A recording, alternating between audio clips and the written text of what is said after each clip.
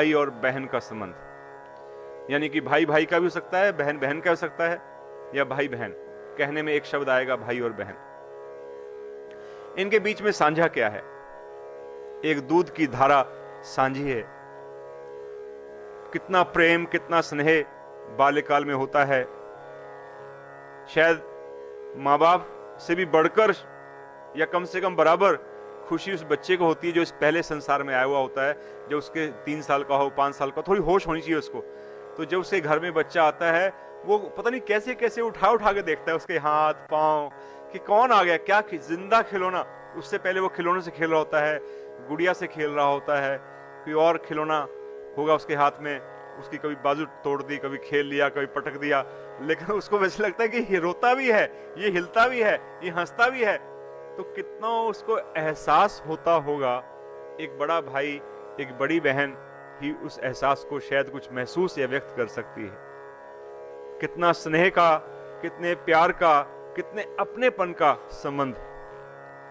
जैसे जैसे बड़े होते हैं बच्चे आपस में जितना घुल मिल जाते हैं, जितनी अपनी बात कह पाते हैं, माता पिता के साथ कई बार जनरेशन गैप के कारण उतनी बात भी नहीं कर पाते हैं, एक दूसरे की तकलीफ को समझ पाते हैं, कैसे एक दूसरे का सहारा बनते हैं। कई बार अपनी चीज खाने की उसको दे देते हैं, कई बार अपनी चीज आई के उसको बांट देते हैं। और कितनी बार ऐसा होता है कि उनकी तकलीफ, उनके दुख को इतना महसूस करते हैं कि रोने बैठ जाते हैं। जहां प्यार होता है, जहां संबंध होता है, वहां नजारे बहुत ही सुंदर होते हैं। अब दोनों परिस्थितियां खड़ी हो जाती हैं समय के साथ। जब समय बीतता है, जीवन के अंदर आगे बढ़ते हैं, अब उसको आगे बढ़ना कहें या पीछे हटना कहें, दोनों किस्म के रिजल्ट आते हैं। कई बार वो प्यार बढ़ता चला जाता है और कई बार वो प्यार सूखता चला जाता है। यही गंभीर विषय है सोचने का कि ऐसा प्यारा मीठा संबंध, बच्चे कितने लड़ भिड़ लें, एक दूसरे के बिना रह नहीं सकते। अगर एक को छोड़ाओ किसी घर में, मौसी के यहाँ, चाची के यहाँ, कहीं और रिलेटिव के यहाँ, तो दूसरा रोने बैठ जाता है। कई लोग मना कर देते हैं कि नहीं, इसको नहीं छोड़ के जा सकते, ये तो रहेगा नहीं इसके बिना। कहते लड़ रहे हैं, तो कहते लड़ रहे हैं बेशक, लेकिन रात को सोने का नहीं है। इतना आकर्षण, जिसके बिना रह नहीं सकते, जिसके बिना खा नहीं सकते। मैंने देखा है कई बार 50-60 साल की उम्र में जाकर भी भाइयों का वही प्यार रहता है। एक भाई दूसरे भाई से अलग रहता है, खाना अलग अलग बनता है, लेकिन कम से कम एक वक्त का भोजन रात का दोनों साथ करते हैं। उसकी कटोरियां वहीं आ जाएंगी, उसकी सब्जी दाल बनी वो भी आ जाएगी, उसकी भी आ जाएगी, बैठ के साझा करके मिक्स करके ही खाएंगे। ये प्यार भी रह जाता है। और कई बार ऐसा भी जाता है कि मेरे मरे का भी मुंह ना देखे, भाई वो भी है, वो भी है। और ये भी कहता है कि इसके मरने का मुझे पता मत देना, दोगे तो मैं जाऊंगा नहीं, और मेरे मरने का पता मत देना, आएगा तो मेरे शरीर को हाथ मत लगाए। इतनी नफरत, इतना दूरी। सारा खेल इंसान का उसके भावों का है। अगर संबंध अच्छा होगा, संबंध पॉजिटिव होगा, तो पता कैसे चलेगा? संबंध सही का पता कैसे चलता है? किसी संबंध की पहचान क्या है? अगर वो नहीं होगा उस समय उपस्थित, तो खाली खाली लगेगा, अभाव महसूस होगा।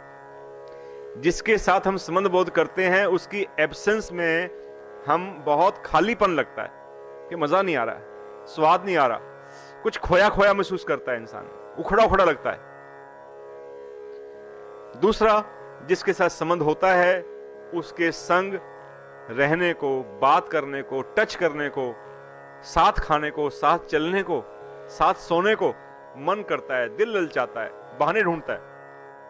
इस बहाने चलो, तुम जा रहे हो मैं भी जा रहा हूं, जाने का मन नहीं वहां पर, शायद इस बहाने साथ मिल जाए, बहनों बहनों को रहने का मौका मिल जाए, बात करने का मौका। संबंध है तो ये कारण आपको उपलब्ध मिलेगा। तीसरी बात, अगर संबंध होता है तो बात कोई चल रही होगी किसी के साथ, हल्का कोई बहाना बना, जिक्र आ गया भाई का, बहन का, तो उसकी बात शुरू कर देगा, कंटेक्स्ट चेंज कर देगा कि उसका मन उसकी बात करने को करता है, चर्चा करने को मन करता है। संबंध होगा तो कोई बहाना बनाकर हमारी वार्ता का हमारा भाई और बहन हिस्सा बन जाएगा। और चौथा स्पष्ट लक्षण दिखाई देता है, जब धन खर्च करेगा तो संतुष्टि मिलेगी,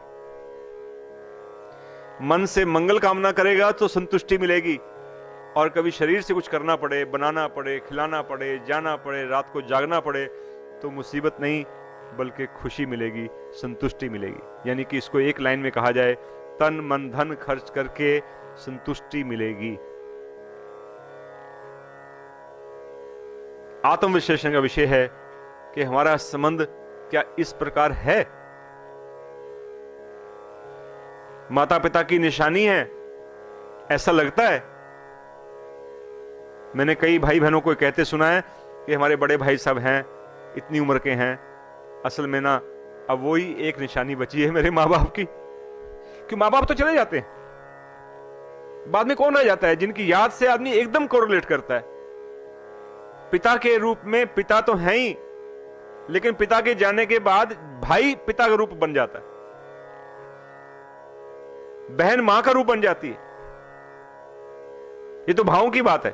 और कई बार एक्चुअली ऐसा हुआ है, कई बार पहले उम्र का गैप इतना होता था कि पिता तो चले गए, बड़े भाई ने गोद में खिलाया, बड़ी बहन ने गोद में खिलाया, खाना भी बनाया, नहलाया भी, कपड़े सब काम किए, मां का रूप।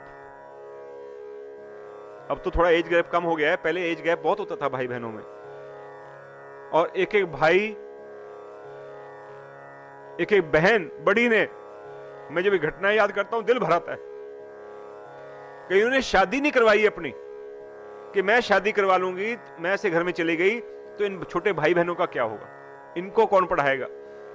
खुद अभाव में रही बहन, छोटे भाई बहनों को अपने से लायक बनाया, उनको कामयाब बनाया, उनके परिवार बसा दिए, उनकी शादियां करा दी, खुद अकेली रहेगी। ऐसी बहनें हुई हैं, ऐसे भाई हुए हैं जो खुद अनपढ़ रह गए, खुद कम पढ़ गए, कब छोटी नौकरी पे चले गए, छोटा कोई काम कर लिया, लेकिन भाई को, छोटे को अक्सर देखिएगा घरों में आप कॉमन चीज मिलेगी आपको कि बड़ा भाई कम पढ़ा होगा, बहुत जगह देखा होगा आपने, छोटा भाई इंजीनियर होगा या डॉक्टर होगा या कहीं और किसी और प्रोफेशन में ज्यादा कामयाब होगा, क्योंकि 3 इंजन लग जाते हैं, माँ बाप 2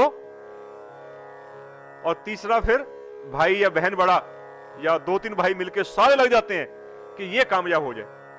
आमतौर पे आप देखा होगा कि छोटा भाई या बहन अगर बुरी संगत में पड़ गया अलग बात है, उसका चाल चलन बिगड़ गया, उसका खान पान बिगड़ गया तो शैतानियत में घुस जाए अलग बात है। अदरवाइज अगर नॉर्मल रहेगा तो ज्यादा पढ़ा लिखा होगा, छोटी बहनों की सबसे पढ़ी लिखी होगी,